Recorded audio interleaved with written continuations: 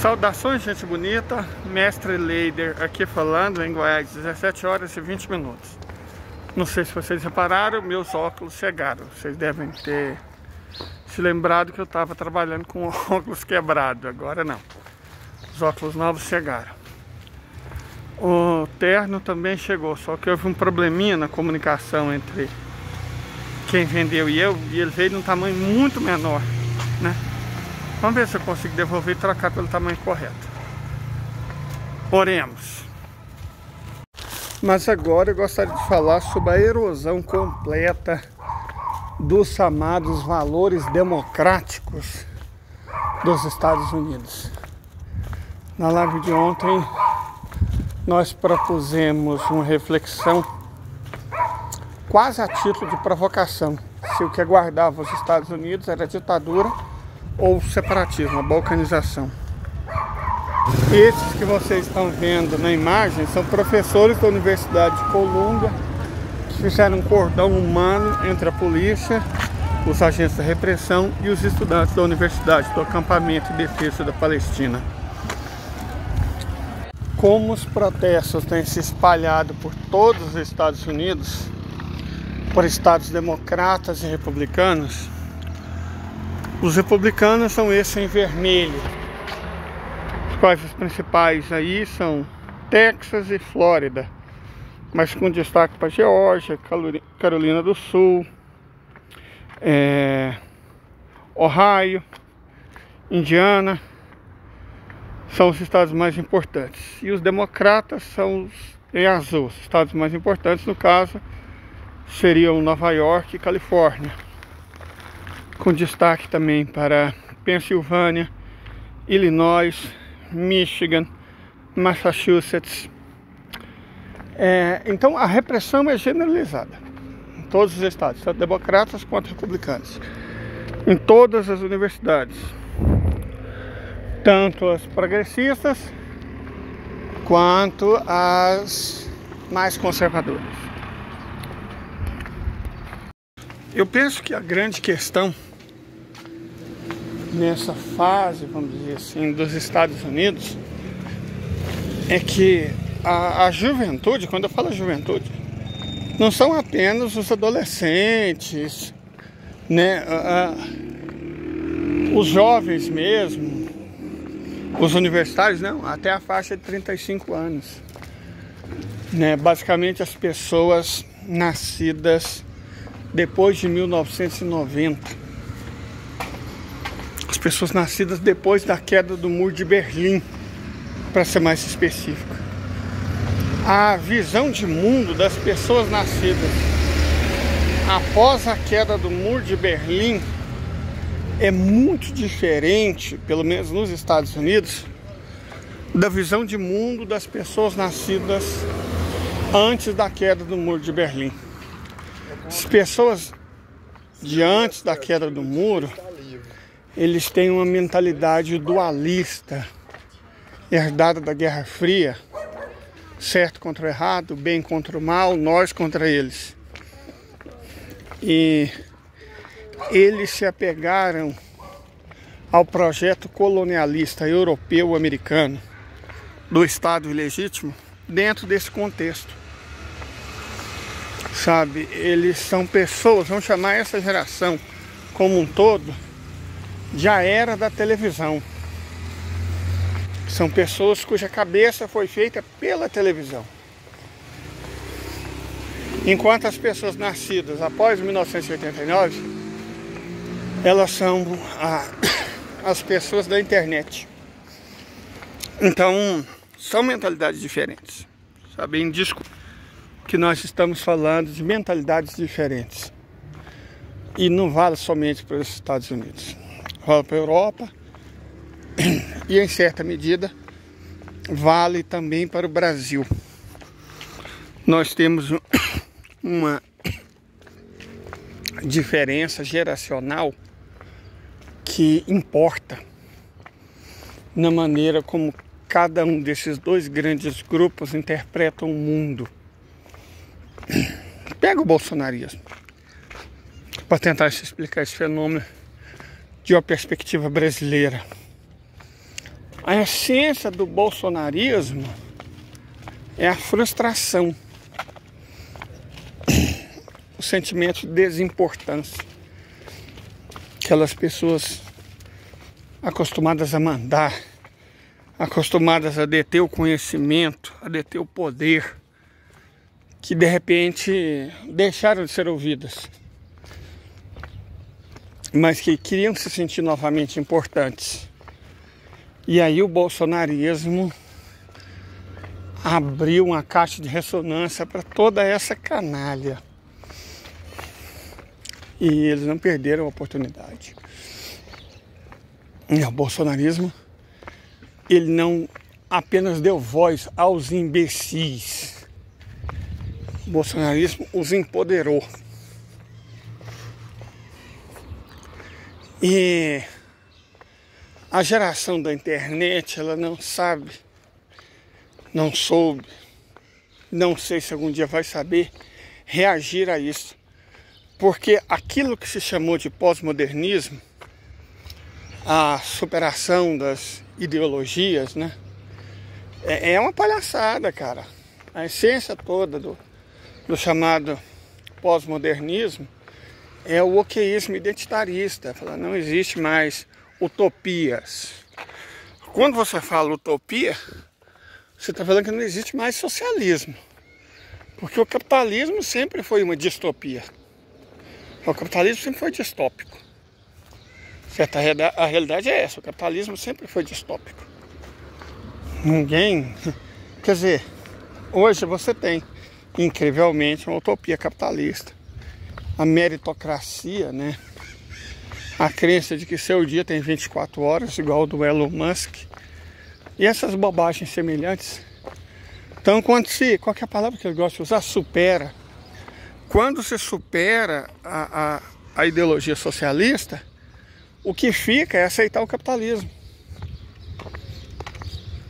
É só o que sobra. E em torno disso, nada de bom pode crescer. Certo? Nada de bom acontece. As pessoas se perdem e na ânsia de também quererem ser importantes, a juventude, os movimentos passe livre da vida, as pessoas que acreditaram que o gigante acordou,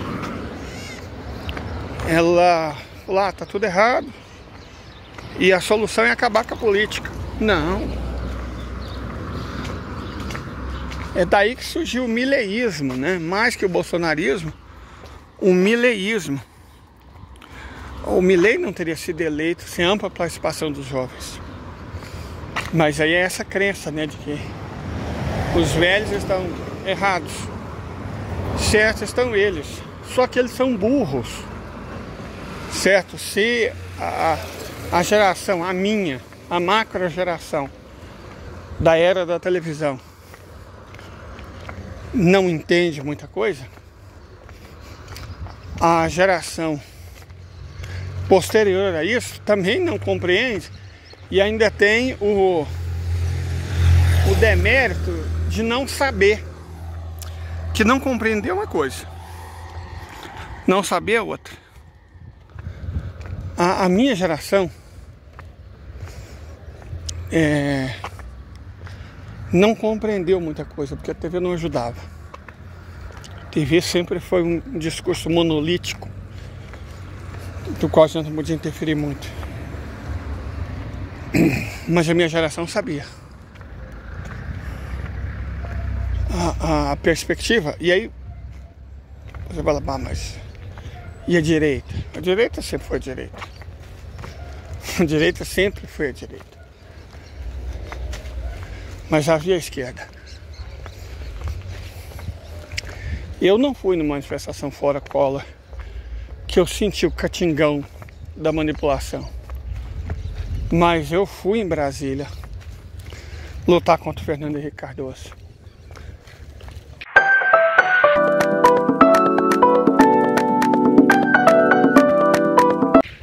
Porque eu sabia qual era a minha classe, minha cor.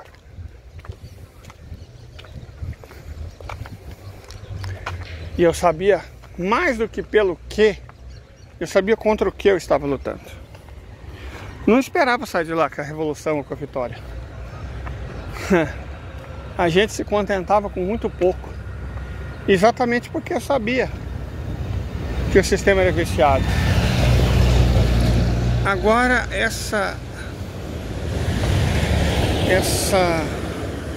essas gerações da internet, pós-queda do Muro de Berlim, vamos chamar pós-utópicas, as gerações distópicas, vamos chamar assim, elas, eu não digo no Brasil, né? Porque quando eu vejo a experiência do movimento Passe Livre como tragédia e do movimento Correnteza como farsa, eu não consigo deixar de pensar na pergunta muito oportuna do Breno Altman. Cadê os ministros identitaristas do Lula? Sobretudo a irmã, né, cujo único currículo dela para ser ministra é ser irmã. E o outro lá, né, o preto identitarista. Os dois são ligados, mais o preto do que a irmã, são ligados à Universidade de Colômbia. Isso é extraordinário. Um dos ministros do Lula deu aula, não sei se ainda dá, na Universidade de Colômbia. E não falou um A sobre a Palestina. E olha que o Lula deu o tom. Lula foi o primeiro governante importante do mundo a denunciar o Estado ilegítimo e a defender a Palestina. Então não é porque o patrão não deixou, não. É com todo respeito, porque o bosta resolveu se calar mesmo. E aí tá lá os colegas dele na Universidade de Colômbia se colocando entre os estudantes e a repressão policial, defendendo os estudantes com a própria vida, porque nós sabemos o que a polícia dos Estados Unidos, como qualquer polícia do mundo, é capaz de fazer. E tá lá o Silvio, caladinho. O cara não é ligado à Universidade de Colômbia. Ele não tem os mesmos valores que os outros professores. Ele tá do lado dos patrões. Tá do lado dos patrões. E isso é triste. Isso é muito triste. E assim, além desses dois, o Breno Altman também perguntou: cadê a Uni? Cadê a Identitária? Cadê a Uni? Né? Cadê a Uni? Caladinha! O último grande ato da Uni foi abraçar o MBL, né? Depois perdeu completamente a relevância. Trágico. Trágico. E também, o Breno não citou, mas cadê a fada da floresta? Cadê a indígena da Shopee? Porque quando a gente fala de indígena da Shopee, os palestinos são um povo indígena. Indígena, pelo grego, é aquele que é nativo da terra. Então o indígena da Shopee, que já foi um punhado de vezes na Universidade de Colômbia também, se calou, cara. Tá mudíssima, né? Nunca mais foi vista numa taba. E pelo jeito não tá muito interessado nas causas indígenas pelo mundo, não. A fada da floresta também, quando ela se manifestou pró-Israel, que faz sentido, né? É da religião davídica, os neopentecostais. E aí você vê, cara, que é difícil, sabe, lutar contra um mundo injusto se você é cúmplice da injustiça. Porque essas pessoas são cúmplices. Qualquer um que não treme de indignação é cúmplice. Hoje eu estava numa postagem lá no Insta, né? A rede onde todo mundo finge que é feliz. Aí o Comitê Olímpico Internacional teve uma pachorra de fazer uma propaganda com criança. Uma criancinha, né? Imitando os movimentos de uma ginasta rítmica, ginasta olímpica. E eu falei, mas que porra é essa, cara? Para começar, banir a Rússia, que é o país que sempre deu as melhores ginásticas olímpicas do mundo. Mas mais do que isso, não banir o Estado ilegítimo, apesar das 14 mil crianças desvividas. Que compromisso com a criança, com um sonho, igual eles falaram na propaganda, é esse? Gente, pra quê? O Comitê Olímpico Internacional, claro, não me respondeu. Mas apareceu pró-Israel de tudo quanto é canto do inferno. Mas isso não me surpreendeu, era esperado. Sabe o que é que me surpreendeu? Identitaristas. Identitaristas. Cadê você? Quando o povo negro, não sei nem qual que é a palavra que a criatura usou, massacrado por séculos, cadê você lá nas periferias? E isso tudo para não defender as crianças palestinas. Isso tudo para não defender as crianças palestinas.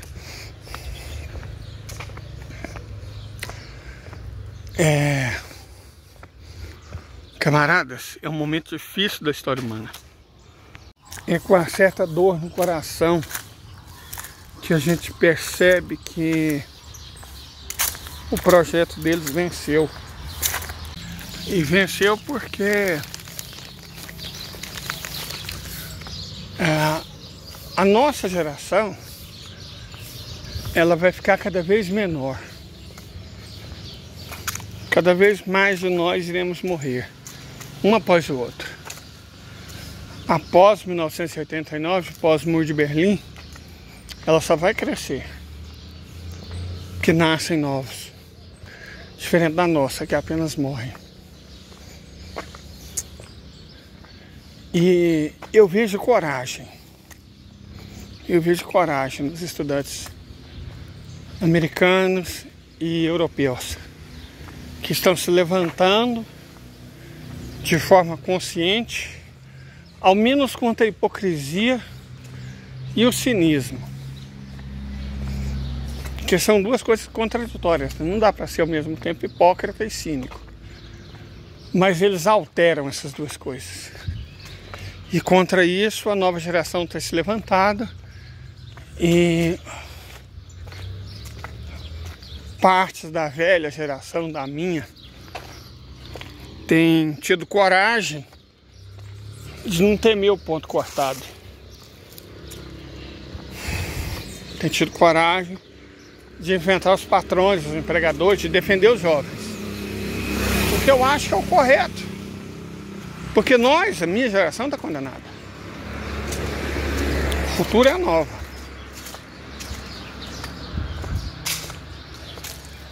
E o futuro tem que ser defendido.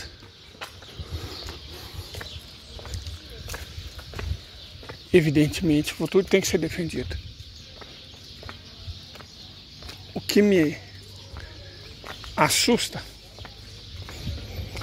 é a convicção de muita gente da nova geração que parece não saber e, pior, não acreditar que o capitalismo existe, que ele é um problema, que ele é a gênese do problema e que ele opera.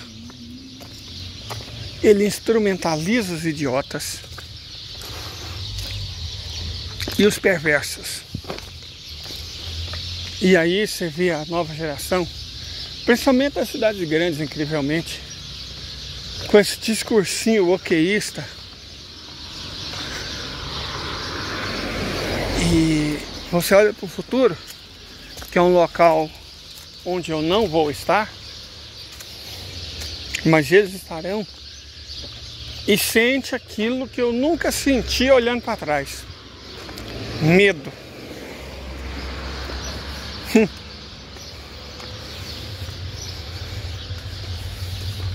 Qual que é a alternativa? Fazer não como os professores brasileiros, que passaram calados os governos Temer e Bozo, com medo de ter os pontos cortados, igual recentemente admitiu aí uma liderança. Mas fazer como os professores da Universidade de Colômbia, não como aqueles que estão no governo, como os que estão lá, oferecendo os corpos para ficar entre o autoritarismo de pelanca, fardado, e o futuro que nos resta, que são os jovens. Esse vídeo é uma homenagem aos professores da Universidade de Colômbia, não todos, não os conectados ao governo brasileiro, somente os que tiveram coragem e dignidade. A esses, inclusive, meu muito obrigado. Até mais.